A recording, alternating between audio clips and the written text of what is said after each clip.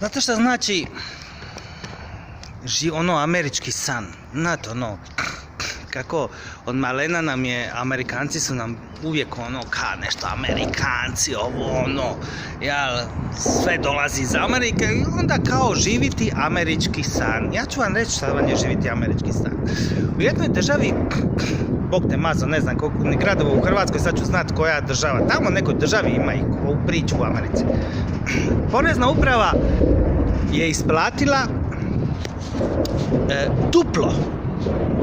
duplo ljudima povrat poreza. Znači, potrošili su, ja mislim, oko 26 milijuna dolara duplo.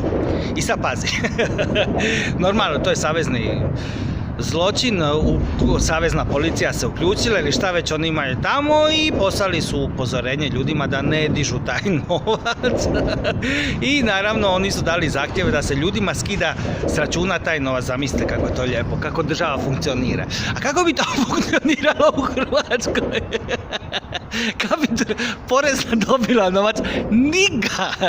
Jer kad bi to ljudima sjelo bi lijepo bi im pokrilo sve minuse i to bi bilo raj na zemlji. Hrvatska bi bila raj.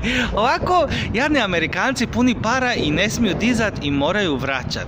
Gospe moja, da je nama tako uplatit duplo nešto.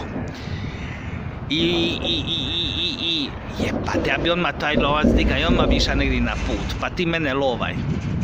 Iselio iz Hrvatske, nije bitno. Duplo im platili. Pa, hoće meni neko reći, je li ova zemlja normalna? Ne samo da ne isplaćuju duplo, nego ne isplaćuju uopće ljudima. Pa moraš čekat taj svoj pare, jel? A meni se to baš sviđa, ono. Duplo su isplatili nekom. I onda to mi je baš fino, super mi je to. Ono, baš mi je če, jel? Dobili su duplo para. Živjela Amerika, živjeli Amerikanci. Kažu da je Hrvatska Amerika. Vidim Hrvatske, a niđe Amerike. Ajde, Bog.